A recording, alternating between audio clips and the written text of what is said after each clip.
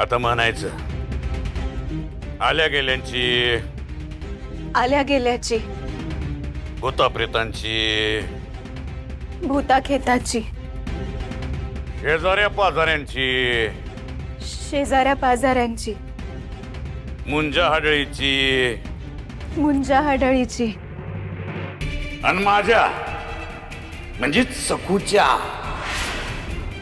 वाईट नजरेपासून या दोघांचं रक्षण कर.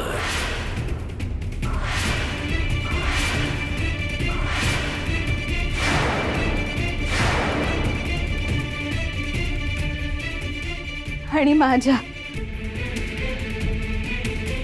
म्हणजे सखूच्या वाईट नजरेपासून या दोघांचं रक्षण कर.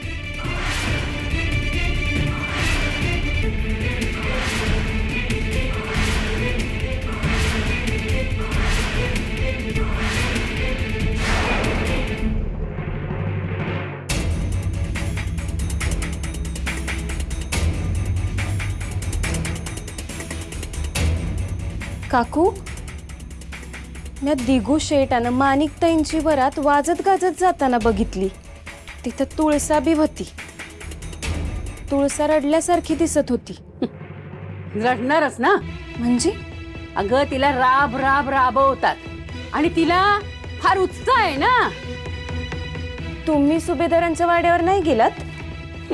मी कसली जाते, माझी समाधी ना या चूल घरातच. मला कोण आहे का इथे मदतीला? ती सकू.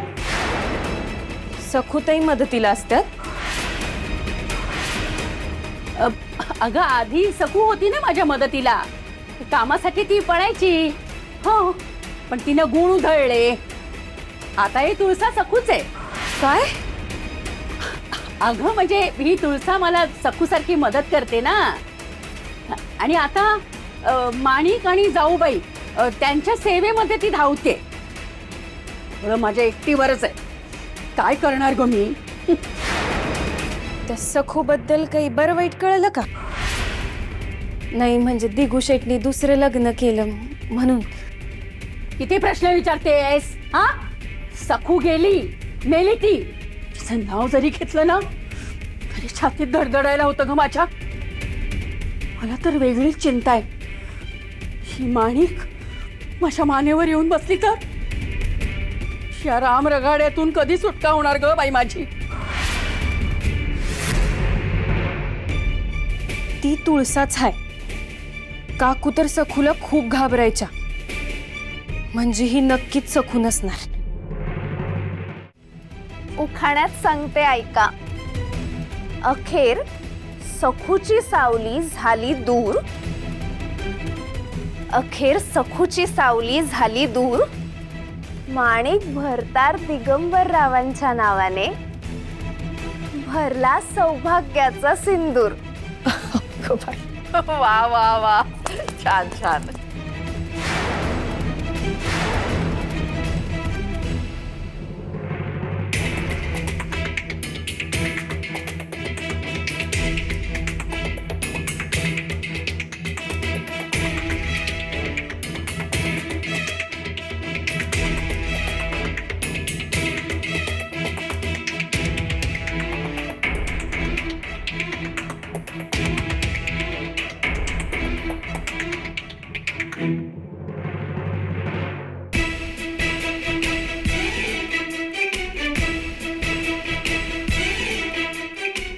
सावकार घ्या ना.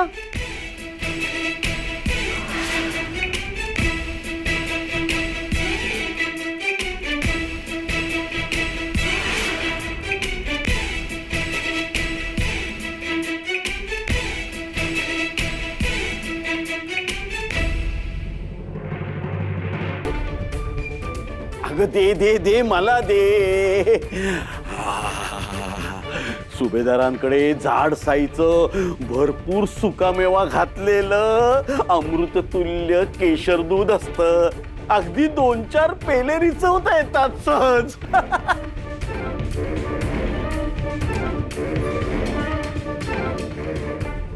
अगे तू कुठे चाललीस? गुपचूप आत जाऊन दूध प्यायचंय का? आवरट मांजर मेली. चल बाबाजी महाराजांना वारा घाल. ये.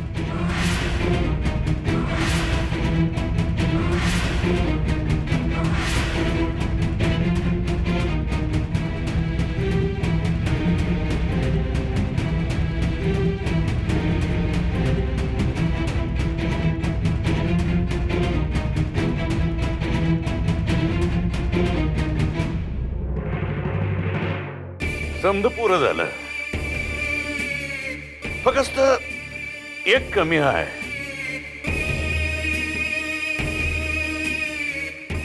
काय कमी आहे?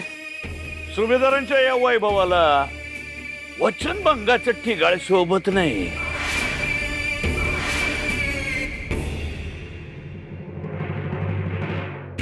बाबाजी महाराज काही चुकलं असेल तर क्षमा करा. मी तर आपला दास आहे. आदेश करा. दिलेलं सबूत जर ध्यानात राहत नसेल तर सबूत द्यायचं नाही सुभेदार. माणिकचं दिगूशी लगीन लागल तवा मी 100 सुवर्ण मोहरा देईन असं सुभेदार म्हणाले होते.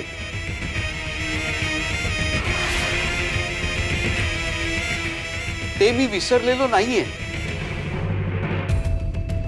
नाही, मला त्याची गरज नाही. अरे दिगू तू गप्प बस. शब्द म्हणजे शब्द आणि तोही सुभेदारांचा. हा का चेष्टा आहे का? मी आलोच.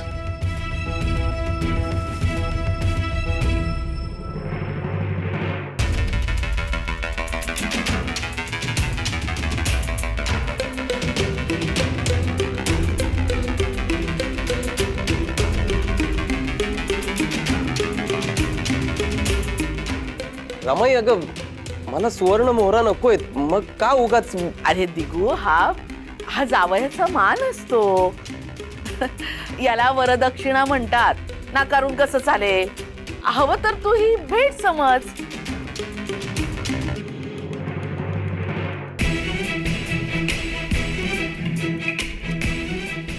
बाबाजी महाराज, हे मी याआधीच बाजूला काढून ठेवलं होतं. आणि एवढंच नाही, माणिकचं 100 तोळे स्त्रीधन सुद्धा आहे हो. सणावाराला देऊच आम्ही तिला. छान.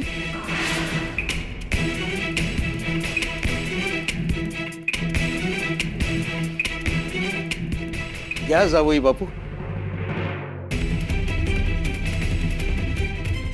या ना.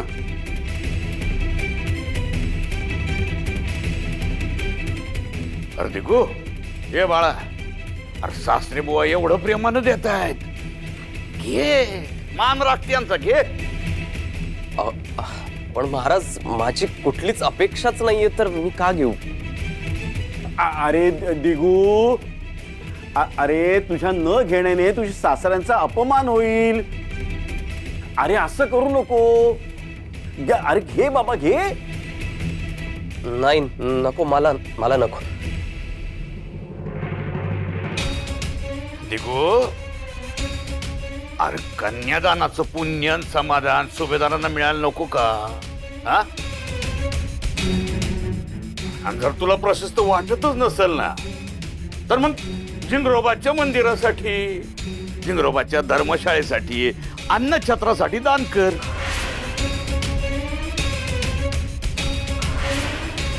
तेवढंच पुण्य तुला भेटल, नाही का?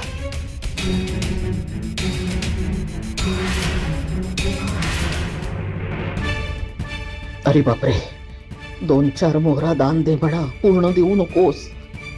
ही आपल्या घरची लक्ष्मी आहे. ठीक आहे, मी हे महागुरु जिंगरोबांसाठी दान करतो.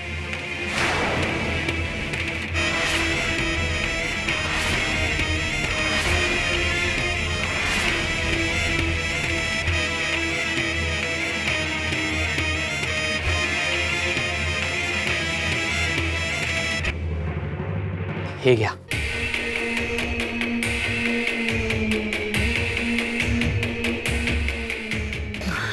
दिगू, अरे द्रव्य, सोनं, पैका यांना आम्ही स्पर्श बी करत नाही र.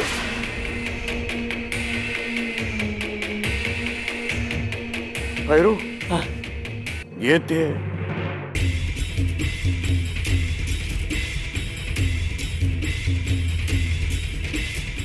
जय जिंगरोबा.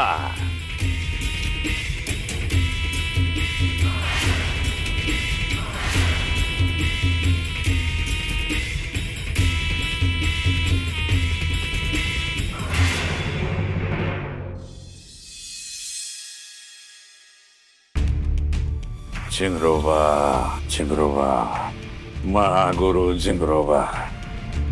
बघता बघता इतकं मोठं धन हातातनं गेलं. जिंगरोबा का केलं तसं?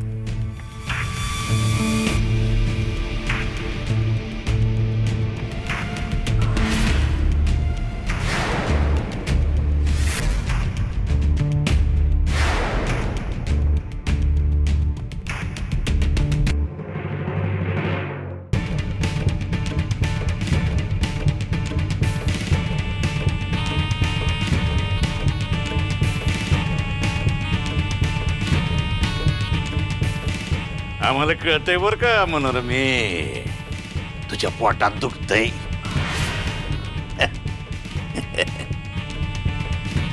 ये ये ये.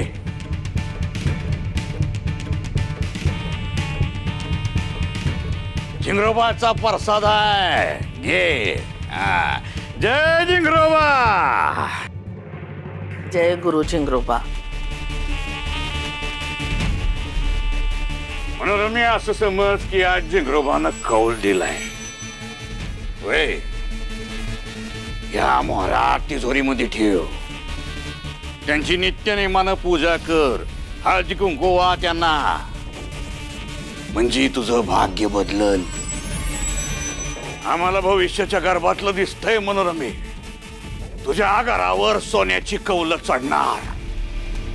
तुला याच्या शतपट द्रव्य मिळणार. बाबाजी महाराज, मला द्रव्याचा हव्यास नाही. होय का? मग आमच्या माग माग कसं पायी आलीस? अहो, माझ्या मनात भीती होती म्हणून मी आले. तुम्ही सुभेदारांना उगाच सांगितलं की ती सखू आहे म्हणून. अहो, सुभेदार फाटक्या तोंडाचे आहेत. कुठे काही बोलले आणि ही गोष्ट गावात पसरली तर? या ज्याचं करावं भलं तो म्हणतो आपलंच खरं. अगं मनोरमे, आम्ही तुझ्या भल्यासाठी समजा केलंय. आता बघ ना, तुमचं एकमेकांकडे येणं जाणं होणार. मग किती काळ तू अशी लपवाछपी करणार? हा, तुझं काम सोपं केलंय मी. आता सुभेदाराची पोरगी तुझ्या घरची सून होणार म्हणल्यावर तू कशाला काय बोलणार आहे? काय बोलत नाही तू. अजिबात काळजी करू नको तू. निश्चिंत मनानं घरला जा तू. पण मनोरमे, तुझा दिगुल आहे मोठ्या मानाचा आणि निश्चिम बघतोय बघ. आम्ही हे धन सत्कारणी लावणार. जा आता घरला जा. जय जिंगरोबा. जय गुरु जिंगरोबा. नमस्कार करते.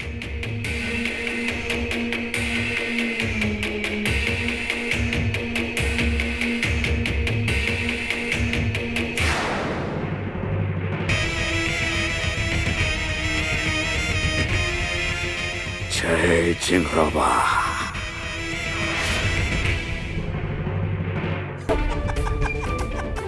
उस्ताद, महा उस्ताद. उगाच नाही, बाबाजी महामायेचा गुरु आहे ते. अगं बघता बघता त्या 100 सुवर्ण मोरांवर डल्ला मारला.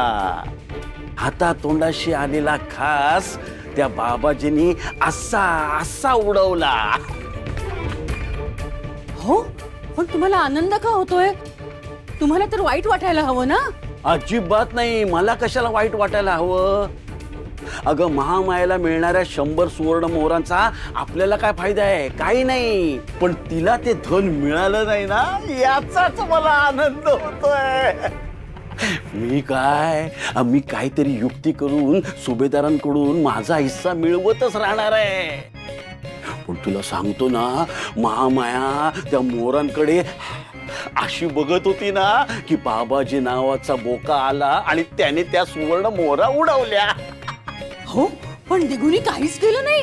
काय केलं नाही कसं केलं ना, मूर्खपणा केला आणि बाबाजीला वाट करून दिली. हा ती कशी? अगं मला नको असं म्हणत राहिला.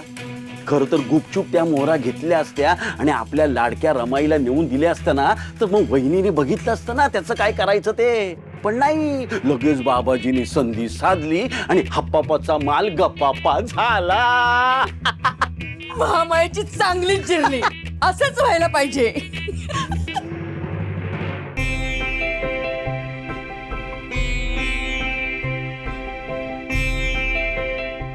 बघा किती भूक लागली आहे तुम्हाला. असं परत नाहीये करायचं. मी घरी नव्हते तर दिवसभर उपाशी राहणार होतात का? तसं नाहीये ग मामी, तू भरवायला नव्हतीस तर मी कसा जेवू? जेवायचं, पोटभर जेवायचं. आणि असा हट्ट बरा नाही हं शंभूराजे. मामी, सगळे तुला इतके त्रास देतात, एवढे वाईट बोलतात, तरी तू हे सगळं सहन करून नेहमी हसत कशी राहतेस ग? हे शंभू, हाच प्रश्न मी वहिनींना लहानपणापासून विचारतो. खरंच हे एवढं सगळं सहन करायची ताकद तुमच्यात येते कुठून? माझे आप्पा नेहमी म्हणायचे, आपण प्रत्येकाबद्दल मनात चांगलेच भाव ठेवावे. कोण कसं वागतंय त्यापेक्षा आपण कसे वागतोय हे बघावं. आपल्यामुळे कोणाला दुःख तर होत नाहीये ना, हे बघायचं. पण वहिनी, यातून तुम्हाला काय मिळतं? आनंद. आपण आनंद घ्यायचा. बदल्यात काय मिळेल याची अपेक्षा कशाला करायची?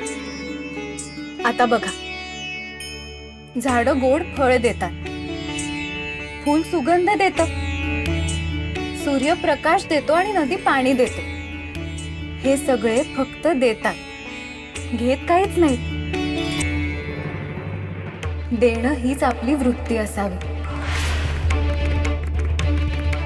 आता कोणाला मनात राग धरून सूड घेण्यात आनंद मिळत असेल तर त्यांना घेऊ द्या ना, पण आपण मात्र फक्त प्रेम आणि आनंद द्यायचा.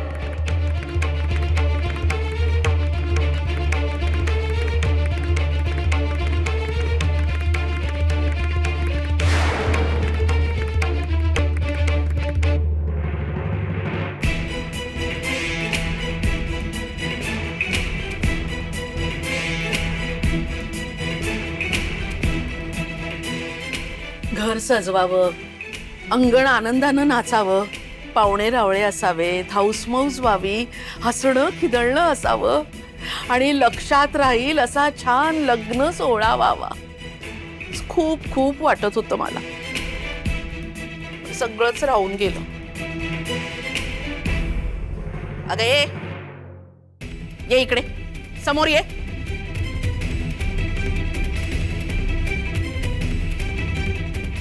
माझ्या स्वप्नांचं काचेचं भांड फोडणारा दगड म्हणजे ही सखू. हिनं या घरात पाऊल टाकल्यापासून धिंगाणा घालायला सुरुवात केली आहे.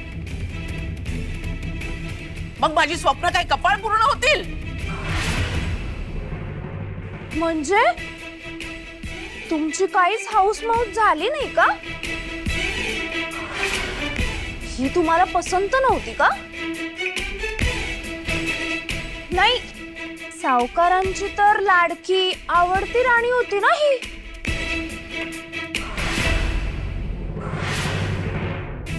देणं हीच आपली वृत्ती असावी. आता कोणाला मनात राग धरून सूड घेण्यात आनंद मिळत असेल तर त्यांना घेऊ द्या ना, पण आपण मात्र फक्त प्रेम आणि आनंद द्यायचा. अमाई, अगं पहिल्या लग्नात ते नाही झालं, हरकत नाही. आता तुझ्या मनात आहे ते सर्व तू कर. हाऊस मौज कर, गोडाधोडाचं कर, आनंदी आनंद होऊ द्या. वा वा वा वहिनी, अगदी उत्तम कल्पना आहे ही. नवीन सून घरी आली आहे, सगळा सोहळा ना आपण एकदम धडाक्यात साजरा करूया. अंगठी शोधणे, अन्नपूर्णा प्रसन्न विधी, गोंधळ, सगळं सगळं अगदी आपण दणक्यात साजरा करूया. हो हो, करा करा. पण स्वयंपाक घरात जरा 2 बायका बोलवा. नाही म्हणजे मीच नाहीतर चुलघरात राहायचे हो. जाऊबाई हो, तुम्ही कशाला काळजी करताय? ही सकू आहे ना. काय ग, सगळी तयारी मनापासून करशील ना?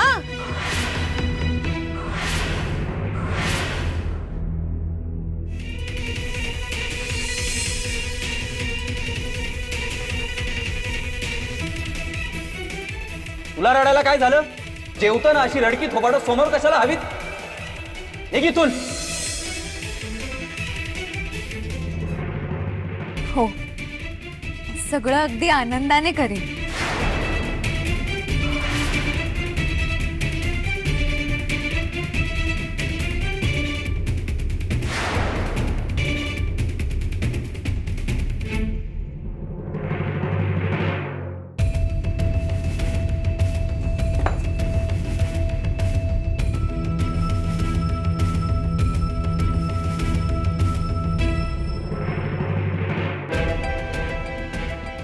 विठुराया,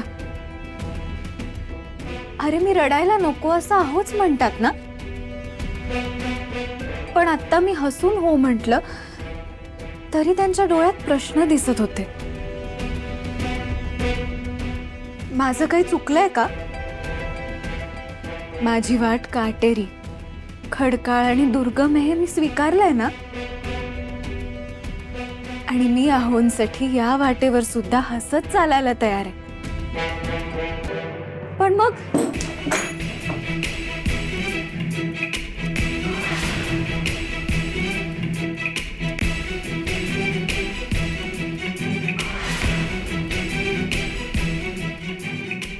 तू काय आनंदाने सर्व तयारी करणार आहेस का? लक्षात ठेव, माझ्या रमाईला आणि माझ्या बायकोला म्हणजे माणिकला आनंद झाला पाहिजे.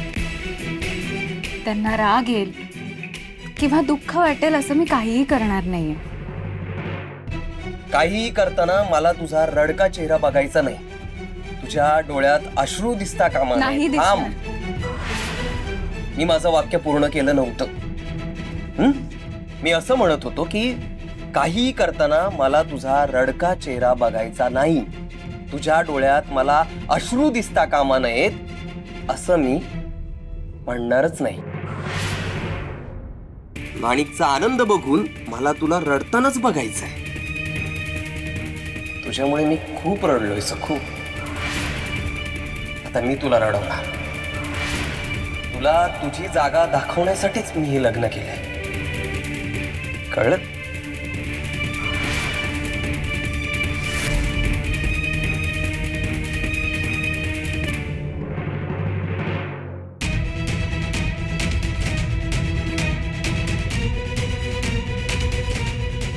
विठुराया, आहोंना मी हसायलाही हवंय आणि रडायलाही,